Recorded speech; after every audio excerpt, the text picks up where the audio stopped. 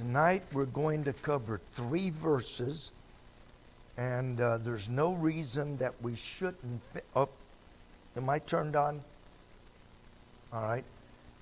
It's funny because I had a phone call this week from a gentleman that I know, and he said, I'm not his pastor, but for some reason, he called me instead of calling his pastor. I don't know exactly why. But he said, I got a question for you. And I said, okay. And he began asking me about the very lesson that we had covered last week, particularly about, leaving, working, planning for the future, even one of the verses I read in Proverbs 13:22, I think it was, about a good man leaveth an inheritance to his children's children. And he said, I've got some questions about that verse. And we ended up talking on the phone for probably a half hour or more. But I thought, wow, it's so funny that we just covered that last week, and this gentleman calls and wants to know, what about planning for tomorrow? This passage says we shouldn't necessarily boast about tomorrow, but then on the other hand, it says that a good man leaves an inheritance to his children's children. So I got a chance to talk to him for quite a while. But it brings us back to this verse.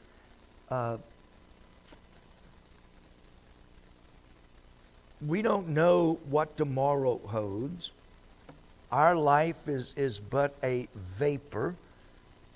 It's over before you know it.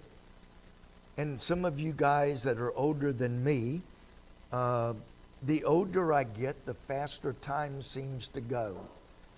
I was talking to someone recently, and it's only been day before yesterday that everybody was worried about Y2K. Y'all don't have a computer, so wouldn't mean much to you, but they were worried about the calendar and, when it turns 2000, all computers are going to shut down, and seems like that was just yesterday almost, and that's been 24 years ago. So time does fly, but the point that I tried to get to him is that certainly it's not wrong to save. It's not wrong to plan for tomorrow. It's not wrong to, we use the illustration of the ant. The ant gathers food in the summer so that he can have food in the winter. We looked at the sluggard. And the sluggard doesn't work and plan ahead, and so when winter comes, he doesn't have anything to eat. There is a need to plan ahead. But in getting back to the notes, in verse 15, for that ye ought to say.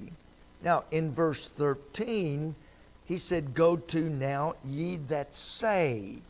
This verse 13 is what they were actually saying. Verse 15 is what they ought to be saying. Don't say, we will do today, today and tomorrow we will go into the city. We will continue. We will buy. We will sell. We will get gain. What you ought to say is, if the Lord lives, we will do such and such.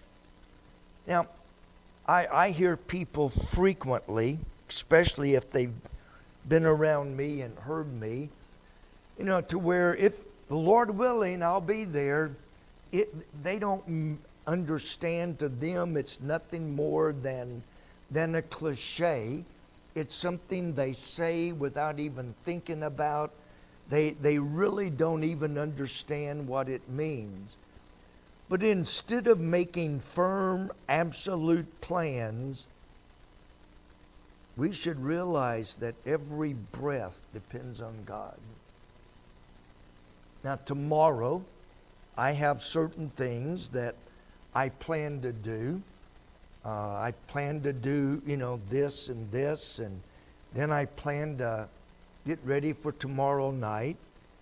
But I also understand that God can change my plans anytime He wants to. I could have a heart attack. I could fall in the floor and hit my head on the end table and knock myself out. I could fall down the stairs and break a leg. And so, there are so many variables that go into every day that we need to understand every day that I can do this only if the Lord wills.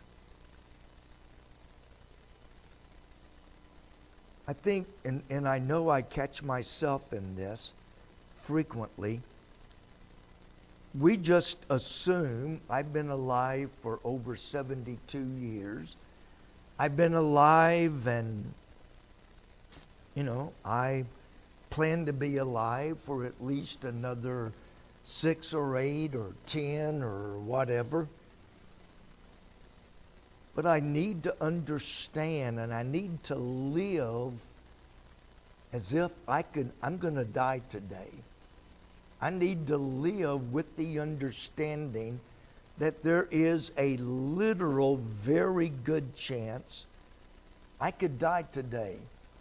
So why make long-term plans when I'm living every day knowing that I could die, literally.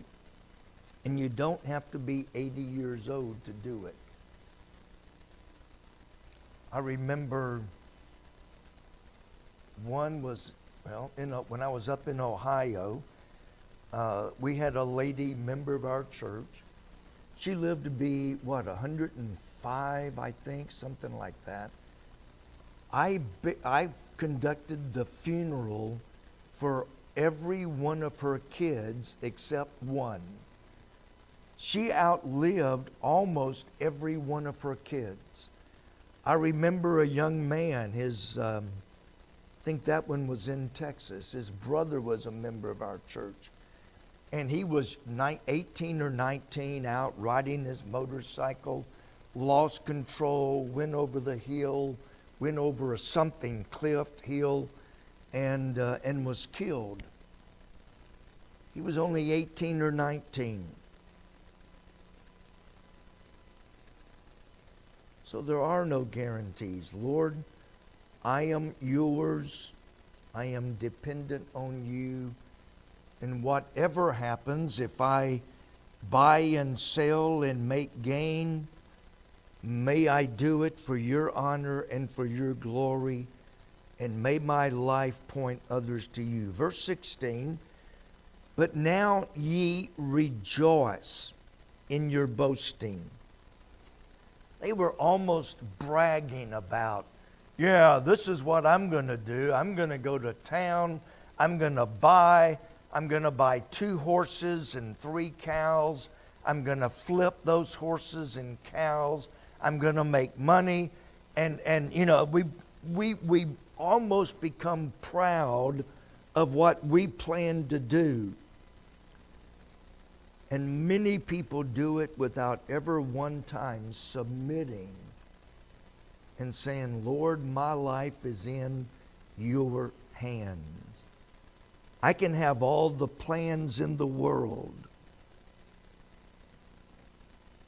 And I don't have to die. But I can get a phone call that one of our members just died. And my plans change because I'm going to be with the family, if at all possible. So even if I'm not the one dying, plans can change. Things can happen. And we should never boast, I'm going to do this and I'm going to do that. Because that boasting is evil. And then in verse 17, and this is where, if you notice, most of our notes are on verse 17. Therefore, because of the brevity of life, because of the uncertainty of life, because of our dependence on God for life, therefore, because of that, to him that knoweth to do good and doeth it not, to him it is sin. Question comes up, if you don't know, is it sin?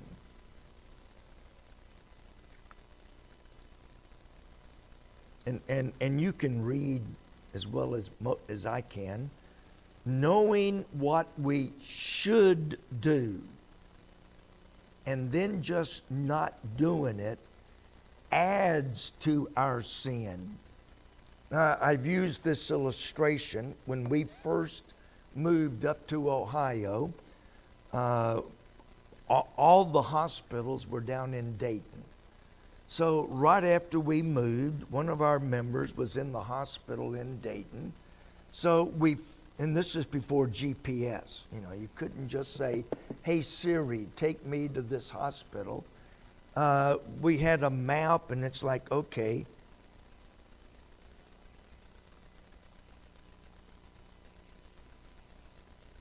She's telling me where all the hospitals are. You want to go to St. E. North? You want to go to St. E. Edgewood? You know, which hospital do you want to go to? None of them, Siri. Shut up. I guess I can say that, can't I? If you don't have Siri, he can really get on your nerves sometime. But we were in Dayton. We got to the hospital, visited the member, and got back in the car, and we got lost somehow. We couldn't find our way back to the main road. And so if you don't know where you're going, you hit the gas to get there faster. I have no idea where we're going, but we need to get there fast. Have you ever done anything like that? I don't know where I'm going, but we seem to hit the gas pedal. Well, we met our first Ohio patrolman. And I told him, I said, we were doing 42, 43, and a 25, I think, something like that. No, we were doing, well, anyway, whatever it was, I thought the speed limit was 45. I really honestly thought the speed limit was 45, and I was doing 2 or 3 under the speed limit. So he pulls us over, and I said, I truly did not realize the speed limit was 45. And he was very, very nice. He was super nice. He said, well, sir, we put up signs. We assume if you got your license, you know how to read signs. I really did not know, but I still got a ticket. But he did tell me a way to go before the judge and tell me what to say, and I would only have to pay court costs. I would not have to pay the fine. I would only have to pay court costs, which I really, really appreciated. But not knowing did not get me out of being pulled over and being stopped. I still got a ticket. But because I didn't know, he did tell me how to avoid paying as much as I would have otherwise. But had I known, and I remember I've only gotten 2 tickets in my whole life. The last one I got, the officer said, do you have any idea how fast you were going? And I said, I have no idea on earth how fast I was going. I wasn't looking at the odometer. I wasn't looking. I said, I have no idea, sir. Well, he wrote me the full ticket and didn't tell me how to get out of anything. But the point is, not knowing may get you a break, maybe. Knowing, I know the speed limit is 70 on the interstate, and I'm doing 105, I cannot plead ignorance. And I can tell you that the officer is probably not going to show mercy. If you know what you're supposed to do and you just don't do it, you are doubly guilty. Not knowing doesn't relieve us of all responsibilities. I should be smart enough to know nowhere in America is the speed limit 105. I don't need an officer to tell me that. I don't need a speed limit sign. There are just some things you're supposed to know. Now, Paul wrote in Romans, when the Gentiles, which have not the law, they do not have the Bible. They don't have any part of the Bible. They don't have the very basics of the Bible. They don't even have Genesis, Exodus, Leviticus, Numbers, and Deuteronomy. They have nothing, but they do by nature the things contained in the law. And I read one time, and it made a point. Even the heathen in Africa, they know you don't steal somebody else's bananas. They don't need the 10 Commandments to say, thou shalt not steal. Even in the primitive tribes, in many of them, they know you don't mess with another man's wife. So there's some things that we know by nature, the things that are contained in the law. And so even though they don't have the law is written in their hearts, and their conscience bears witness that this is wrong. I should not be doing this. And their thoughts then accuse or excuse them in their conduct. So even if you don't have the law, there are certain things that you should know by nature. You should know in your heart, and your conscience knows some things. So what about professional liars? I haven't watched this show in years, but my granddaughter spent the night with us the other night, and she wanted to watch Family Feud.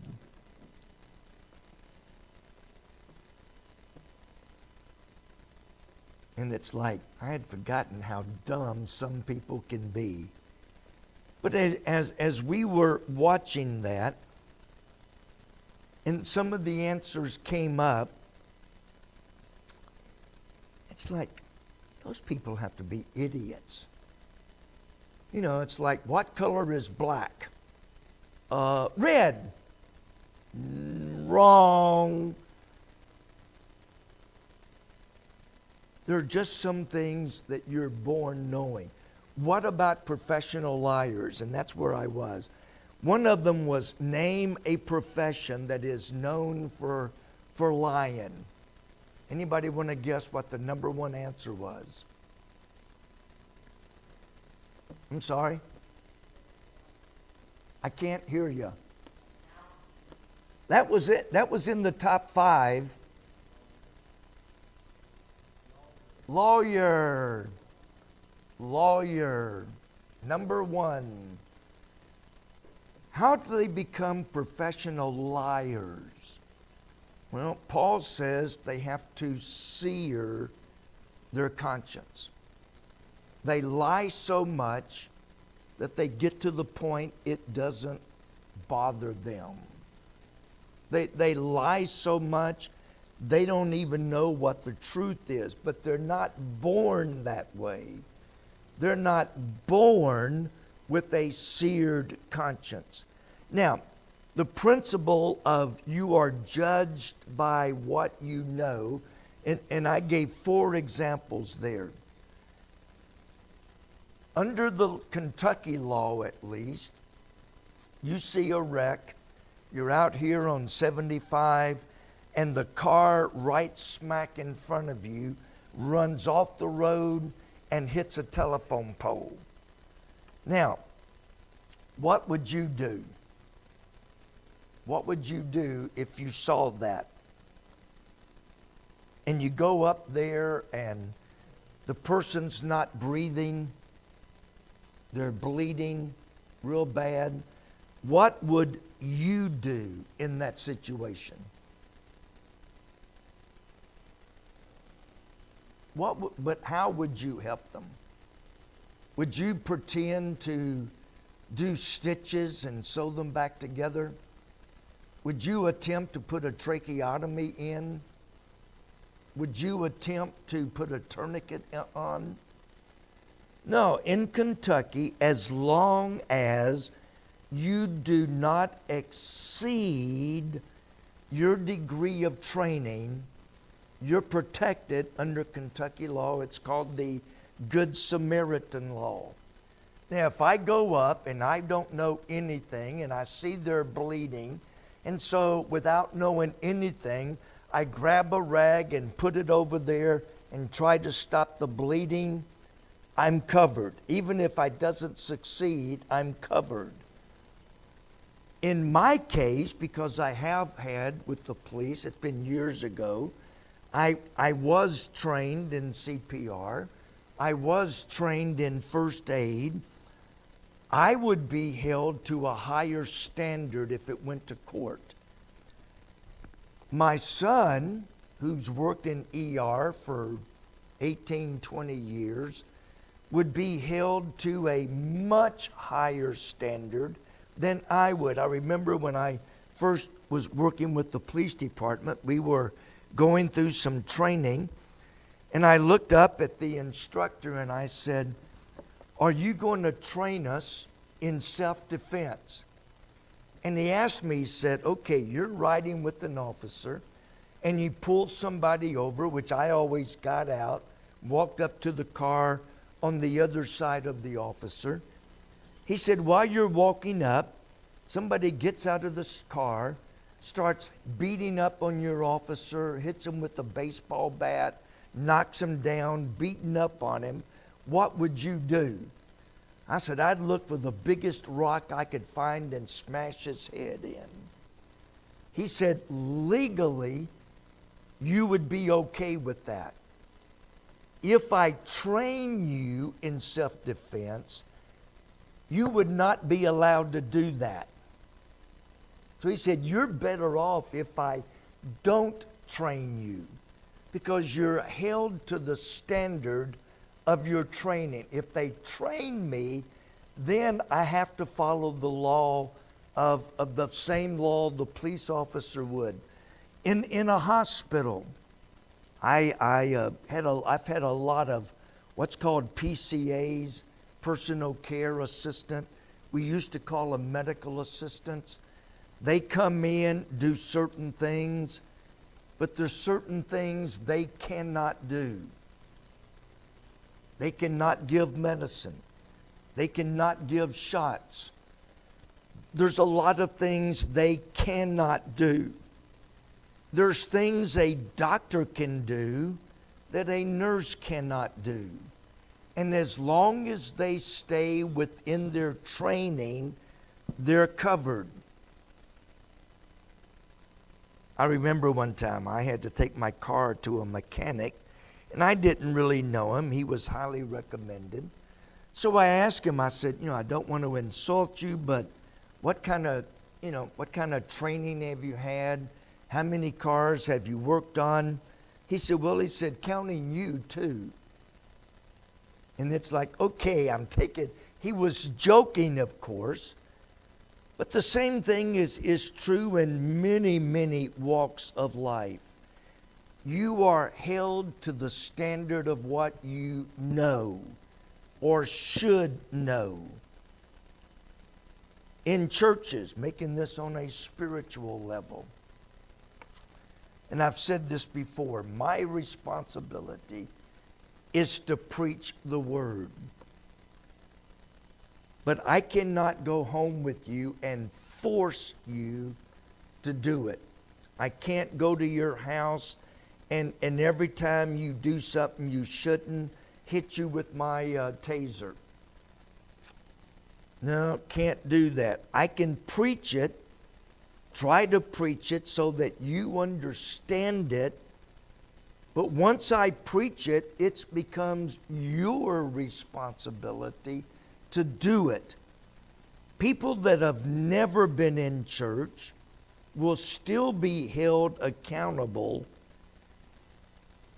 But those who have heard and heard and heard and simply do not do it will be held to a much, much higher standard.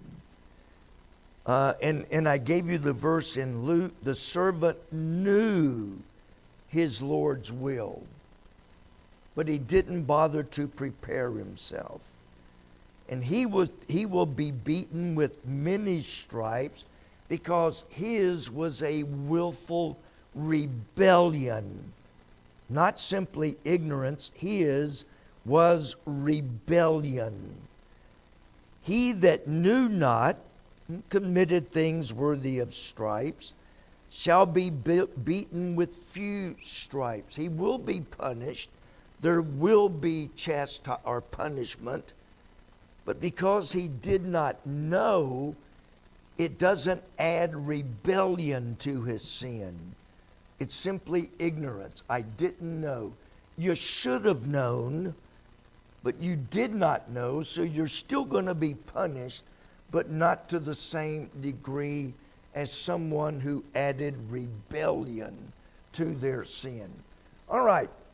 Kept you 3 minutes longer than I intended to. I intended to let you out early so that you can get home, get rested, do whatever you need to do, be ready for tomorrow night.